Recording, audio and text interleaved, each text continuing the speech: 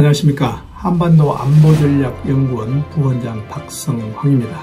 오늘은 4.3 사건에 대해서 말씀드리겠습니다. 국제적인 시각에 대해서 말씀을 드리겠습니다. 4.3 사건의 정의는 여러분들이 좀 머릿속에 정리를 하시는 필요가 있어서 간단히 말씀드리면 이렇습니다. 1947년 3월 1일 날 3.1절 기념식에 사고가 있었죠. 그래서 그 김하병 순경이 어린애를 치웠는데 그걸 조치를 제대로 하지 않아서 주민들이 항의를 했고, 집단으로 항의하는 과정에서 당시 주재소에서 발포를 했고, 여기에 항의해서 그때부터 제주도에서 집단적으로 이제 여러 가지 파업이 일어났고, 거기에서 김달삼이라는 남로당 출신이 무장대를 만들어서 제주도 한라산 등 여러 산간지역을 근거로 해가지고 정부군과 대치를 하는 과정에서 무장대를 토벌하는 과정에서 국민들이 희생을 하고, 또 거기에서 여러 가지 불상사가 일어났다.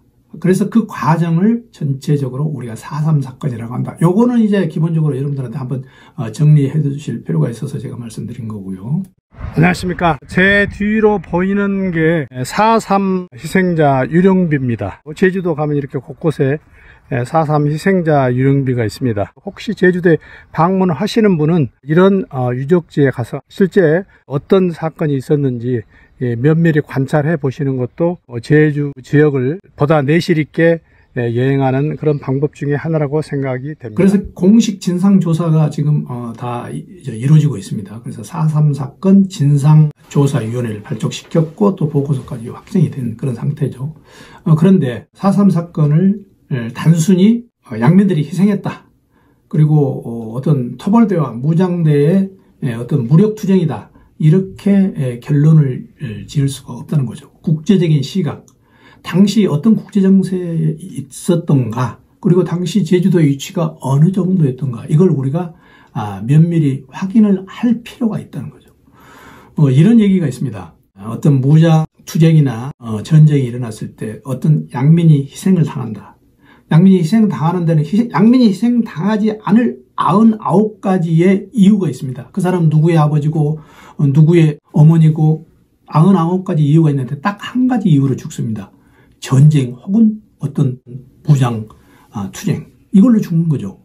그래서 우리는 이 99가지의 이유도 중요하지만 이 한 가지, 왜 그 사건이 일어났는가, 그리고 그 사건의 결과가 어떻게 됐던가, 누가 일으켰는가, 이런 걸 종합적으로 환경을 규명할 필요가 있다는 거죠. 그래서 저는 이제 국제 전략 측면에서 여러분들한테 말씀을 드리겠습니다. 4.3 사건 그 배경에는 미국과 소련이 신흥 국가들을 자기 편으로 끌어들이기 위해서 각축을 벌이는 과정이라고, 이렇게 한마디로 말씀을 드릴 수가 있겠죠. 그래서 제주도를 미소 대결의 장으로 인식을 했던 거죠. 우선 당시 미국의 입장은 이렇습니다. 미국의 당시 최우선 국제적 과제는 공산주의 세력 억제였죠.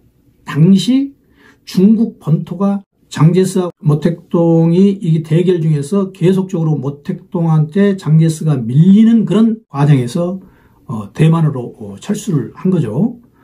이런 상황에서 당시 동북아 정세가 있었다. 더군다나 지금은 러시아, 과거에 소련이죠. 소련의 세력이 약화됐지만 그 당시 소련의 세력은 굉장히 컸다는 거죠. 왜? 2차 대전 때 소련군들이 거의 2천만 명이 사망을 했고, 미군은 그 당시 30몇만이 사망을 했기 때문에 2차 대전 그 전후의 발언권은 국제사회에서 소련이 더 컸다는 거죠.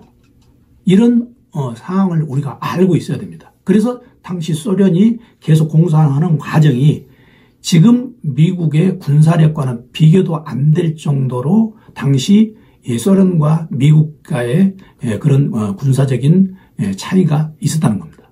그런 여러 가지 주변 상황을 감안을 해서 이 4.3 사건을 우리가 판단해야 된다.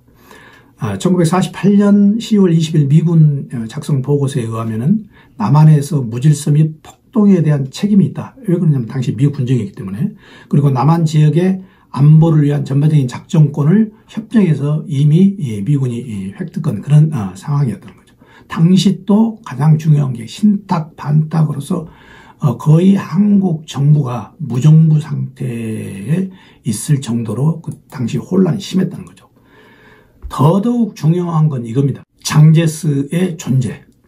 그리고 장제스가 계속적으로 밀려서 대만으로 철수하는 그런 상황이었다. 우리가 장제스의 존재에 대해서는 우리는 여러 가지로 역사적으로 검토를 다시 해야 됩니다. 대한민국이 독립되는 가장 큰 역할을 했던 외국인 하면 바로 장제스입니다. 왜? 장제스는 1943년 카이로 회담 때, 그러니까 연합군의 수뇌들이 모여서 카이로 회담에서 앞으로 2차 대전이 끝나면은 어떻게 세계를 재편할 건가 구상하는 자리가 카이로 회담이었죠.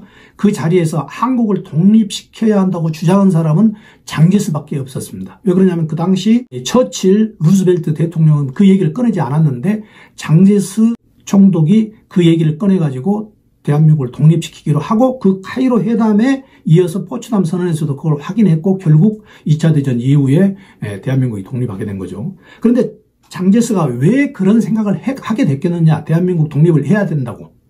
그 당시에 윤봉길 의사 사건 그리고 안중근 의사 사건이 바로 중국에서 일어났고 장제스는 중국의 군인보다 한국의 젊은이들이 훨씬 더 용감하고 애국심이 있다는 인식을 가지고 있었다는 거죠. 그런데 그 장제스가 계속 공산주의 세력에 밀려가지고 국공내전에서 참패를 당해서 대만으로 철수하는 그런 와중에 4.3 사건이 일어나게 된다는 거죠.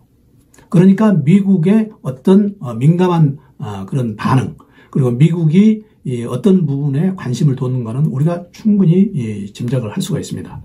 당시에 소련의 세력이 막강했죠. 그래서 45년 8월 8일 날 소련이 일본에 선전포고를 했고, 그리고 모택동의 중국 공산당을 지원해서 중국 본토 공사나 실적을 서서히 축적해 나가고 있는 그런 상황이었습니다. 그래서 동북아에서 미국과 일본의 세력을 최대한 축소하는 게 목표였고, 그게 결국 어디까지 연결이 됐느냐? 6.25 전쟁까지 연결이 된 거죠. 자, 여기에 우리가 중요하게 여겨야 될 소련의 외교부 문서를 보시면 정말 우리가 놀라운 부분을 발견할 수가 있습니다. 제주도를 중국의 점령 지역에 둬야 바람직하다. 조선은 4대국의 신탁통치 영토가 된다. 요거는 여러분들이 다 아시고 있는 내용이죠. 여기에 또 중요한 내용이 있습니다. 더불어 3개 지역, 부산, 제주도, 인천, 한양이 이루어져야 한다.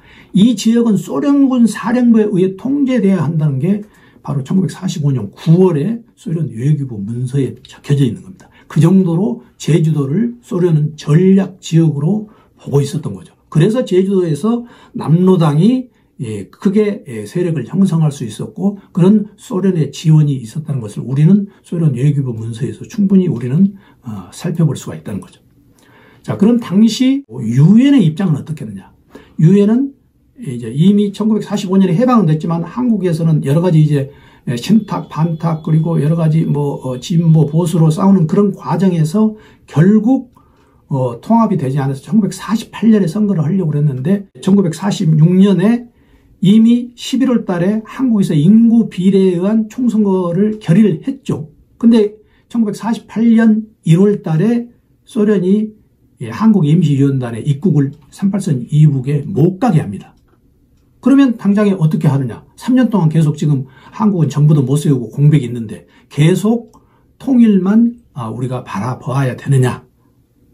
그래서 1948년 2월 달에 유엔 소총에서 가능한 지역에서 선거를 결정하게 되고 5월 10일 날 자유총선거를 해서 198명의 제안 의원이 선출되는데 원래 200명이 선출돼야 되죠. 그 제안 의원이 다시 이제 그 당시 이승만 대통령을 뽑았는데 200명이 선출돼야 되는데 제주도 선거구가 3개였는데 3개 중에서 1개에서만 제안 의원이 뽑히고 2개 선거 지역은 당시 선거를 치를 수가 없을 정도로 무정부 상태였다는 거죠. 제주도가. 4.3 사건에 의해서. 이런 우리가 국제적인 정세를 알아둘 필요가 있다는 겁니다. 당시 한국 정세는 48년에 4.3 사건, 그 다음에 48년 5월 10일에 자유총선거, 그 다음에 바로 10월 달에 여순 사건이 일어나죠. 그 다음에 50년 6월 25일 날 이제 북한의 남침이 있었던 겁니다. 그래서 이 연관성을 우리가 충분히 검토를 한 후에 4.3 사건을 생각을 해야 된다. 자, 그러면 4.3 사건하고 일본하고의 관계에 대해서도 우리가 좀 여기서 살펴볼 필요가 있다. 4.3 사건이 일어나서 김달삼이가 무장대를 이끌고 제1대 사령관을 했죠. 그런데 김달삼이가 그때 북한에 진영을 받으러 올라갑니다. 그 당시에 그러면은 그 제주도의 무장대는 그 당시에 제2인자였던 이덕구가 유격대 사령관을 하게 되죠. 근데 이덕구는 일본 리츠메이칸 경제학부를 재학하다가 일본 육군에 입대해서 당시 일본군 소위로 제대했습니다. 이런 사람이 인민유격대 사령관을 하게 된 거죠. 자, 근데 또 아이러니하게 정부군의 사령관은 누구였냐? 박진경이라는 사람이 있습니다. 박진경이라는 사람은 제주도 구연대 연대장을 했는데 오사카 외국어대 영문학과를 졸업해서 또 일본에서 했죠. 일제 말기에 제주도에서 일본군 소위를 했어요. 이런 또 아이러니가 있습니다. 그래서 제가 말씀드리고 싶은 것은 실질적인 우리 제주 4.3 사건의 무력 행사를 누구에 의해서 왜 그게 자초가 됐는가, 이 부분을 우리가 국제적인 사건을 연관을 시켜서 우리가 살펴볼 필요가 있다. 대구 사건, 제주 4.3 사건, 여순 사건, 6.25 전쟁, 무수한 사상사가 발생했는데 왜 우리가 연관을 시키지 않고 독립적으로 4.3 사건을 해석을 할 수가 있느냐, 그거죠. 그래서 저는 사료가 분석과 발굴이 아직 미흡하다. 왜 지금 추가 진상조사 보고서 이런 발간이 됐습니다. 그런데 국제관계 사료가 너무 부족합니다. 여러분들 4.3 기념관 가셔서 보시면 압니다. 그래서 국제정치로 제대로 된 논문도 지금 미흡하다는 거죠. 이런 역사적인 여러 사건을 어떻게 해석을 해야 되느냐. 그래서 우리가 결국 사료 수집과 보존이 굉장히 중요하다. 저는 여기서 사료 분석 이후에 어떻게 우리가 결론을 지어야 되냐면은, 당시 무장대가 계속 활동할 수 있었다면 우리는 어떻게 됐을까? 그리고 제주도의 무정부 상태가 계속돼서 이게 6.25 전쟁까지 연결이 됐었다면 제주도는 운명은 어떻게 됐을까? 제주도 역사는 어떻게 됐을까? 지금 제주도가 관광 도시로서 엄청나게 많은 관광객을 유치하고 있는데 이런 제주도의 모습이 그대로 됐을까? 여기에 대해서 우리가 한번 깊이 생각할 필요가 있다. 그래서 잠정적인 결론은 이겁니다. 4.3 사건은 국제정치의 피해자입니다. 그 양면 희생된 거 전부 다 국제정치의 피해자입니다. 우리끼리 이념전쟁은 피해만 양산하는 거죠. 그런데 지금 어떻게 보면 똑같은 우리가 이런 전진을 되풀이하고 있는 게 아닌가 생각을 볼 필요가 있습니다. 여러분들 지금 4.3 사건 하면 얼른 머리에 떠오르지 않으시죠? 여러분들 이걸 생각하시면 됩니다. 지금 우크라이나의 돈바스 지역이 밀고 밀리는 공방을 지금 계속하고 있습니다. 이 돈바스 지역에 있는 주민들이 무엇을 생각하고 있을까? 주민들은 과연 제주 4.3 사건을 자기네들이 어떻게 생각을 할 수 있을까? 이걸 우리가 생각을 해보면 쉽게 결론이 날 거로 생각합니다. 그래서 제가 오늘은 4.3 사건에 대해서 여러분들한테 말씀드렸습니다. 다음에는 제주와 오키나와에 대해서 집중적으로 말씀드리겠습니다. 고맙습니다.